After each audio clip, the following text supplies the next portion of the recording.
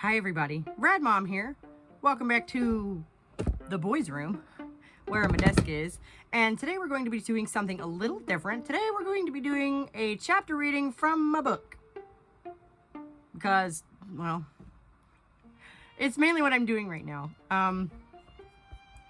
Is writing this, and I'd really like some feedback from anyone who is interested in such things. It's sort of historical fiction, fantasy realism, something like that. So before we dive in though, thank you so much for all of your support. We're still trying to drag feminism back into the real world by writing fiction, and I understand that that is a bit of a circuitous route for that. However, all of the themes of this story are incredibly very relevant to everything that we've been talking about, everything that I am, well, just sort of obsessed with. I mean, really, I'm just me, you know. I couldn't write anything else, really. So the opening, I'm not sure about. It just sort of started where it started. So I would love some feedback on that in particular. And I will probably have some more specific questions for you guys when I'm done here with chapter 1. So here we go. This is Bexwold Arcana, chapter 1. The first thing I remember is the wind in the great trees, the leaves laid together as it rolled them on their backs. The saddle rocked gently as the pony tiptoed down the narrow path between thick trunks. As we passed through a clearing, the breeze rustled my skirt and I felt a chill. Mama? Yes, Coco? I need a change. She nodded, shushing the animal to a stop. John, she called to that day's guest of honor, the boys can show you the rest of the way down. My little one needs attention.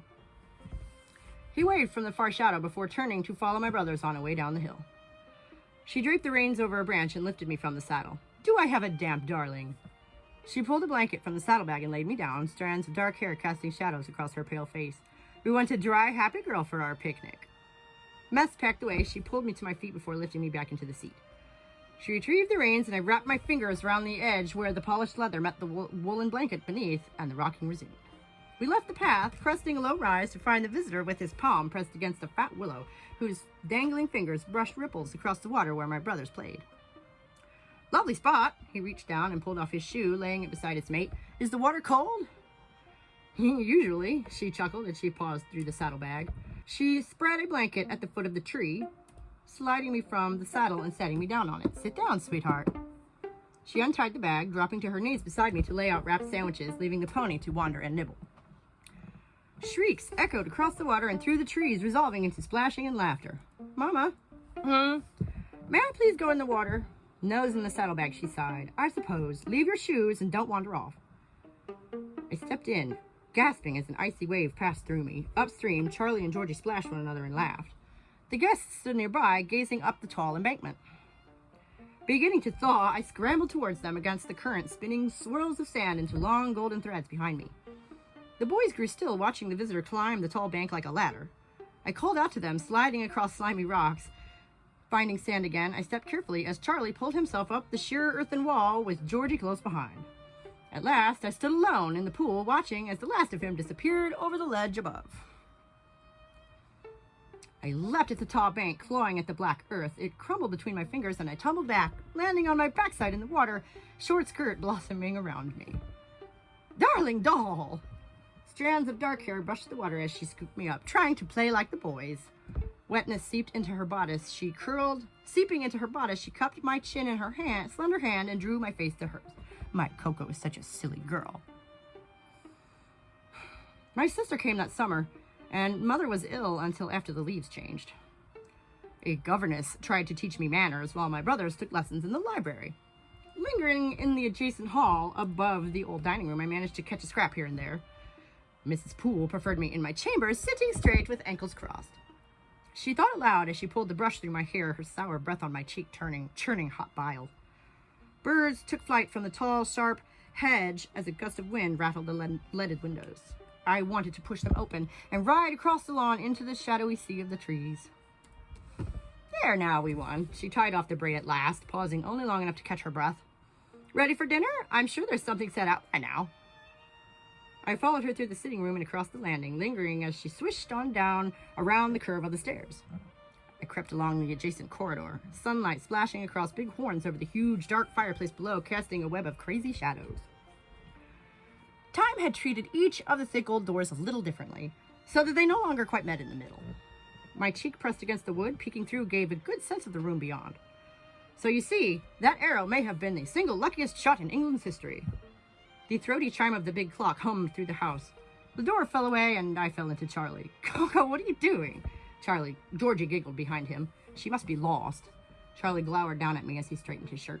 The tutor pulled open the other door, brushing past us. "I expect those papers finished Wednesday." Charlie stepped around me to follow him. This is another hill you can't climb, little sister." Georgie rushed along behind, their backs to me in the corridor. "I'm not the little sister anymore." I stamped my foot to show I was serious. All the rage I could muster absorbed by the cold flagstone floor. "You'll always be my little sister," Charlie called over his shoulder as they passed into the stairwell and were gone. Alone in the doorway, trembling rage reverberated back up through the old stones. It vibrated window panes, echoed along thick ceiling beams, and through me, leaving me buzzing. Perhaps I did fly through the window. I only remember reaching the willow tree. Shadows just beginning to stretch, the brook had slowed to a trickle, and I followed the sandy bed to stand before the tall bank. The pool had become a puddle, and I stepped around it to touch the sheer earthen face. Satisfied, I found a crevice with my toe, grabbed a protruding root, and pulled myself up off the ground.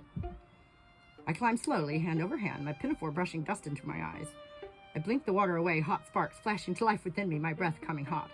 Catching a handful of grass, I tucked up my skirts and wedged my knee against the ledge, leveraging myself up onto flat ground. Pausing to brush myself off, there was a rustling behind me. Black boots and trousers led up to black eyes wondering down at me from beneath bushy black brows. Chorus hand? I flew between the tree trunks, a chilly gust at my back as I hopped along the roots above the dry bed where black boots could not follow. But 2 more strangers were waiting in the next gully, and I was scooped off my feet. I was delivered to Mother's chambers, Father perched on the edge of the high bed with her elegant fingers in one hand and my grubby claw in the other. "What were you doing out there, sweet Coco?" I drew a breath, groping for words. "She should not have run off," Mother huffed. "Her reasons are irrelevant." He squeezed my hand, smiling through sad brown eyes. "I'm sure we learned our lesson." "Indeed," she laughed dryly. "I've sacked the oblivious old bat." He turned, letting me go. "Really now, Olivia, we mustn't be so—" "I cannot take it, Augustus!" She smacked the fluffy wet duvet. "I need staff I can trust."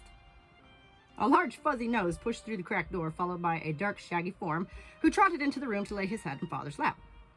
Wispy fur brushed past my nose and I sniffed, stepping back onto the rug. "Coco!" Mother straightened up. "You must get cleaned up, darling." "Kathy!" Ivory fingers waved toward the bedside bell. "Where is that woman?" "I'll find her." Father stood up, the dog loping merrily after. "Come along, wild child. We'll find you some soap and hot water." And that's the end of chapter 1. So, yeah.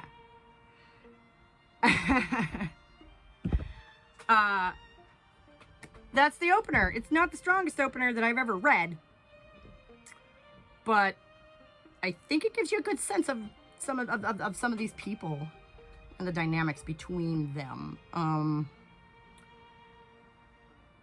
You know, there's a lot of subtext. If anyone is confused about anything so far, please do let me know. I am happy to answer any and all questions. Well, all right, not all. Any really, good faith questions. I'm happy to answer anything you guys are really wondering about. The PDF is available on the community page of the channel, which it has actually resolved itself to 14-point type. So if anyone was struggling with the small print, it's fixed. Even though I didn't mean to do that, and I don't know how it... Technology's fun, ain't it? So this has just been a short little introduction to the book. And tomorrow we will have chapter 2. So, yeah. Thank you so much for watching. We are going to drag feminism back into the real world because it has to happen. But sometimes a full frontal assault just isn't the way to go. And I'm pretty convinced that that's the sort of situation we find ourselves in. So, really, I appreciate it so much. I love you for watching. Thank you so much. Please leave a comment below if you liked it, if you didn't like it, and be ready tomorrow for chapter 2. I'll see you then. Bye.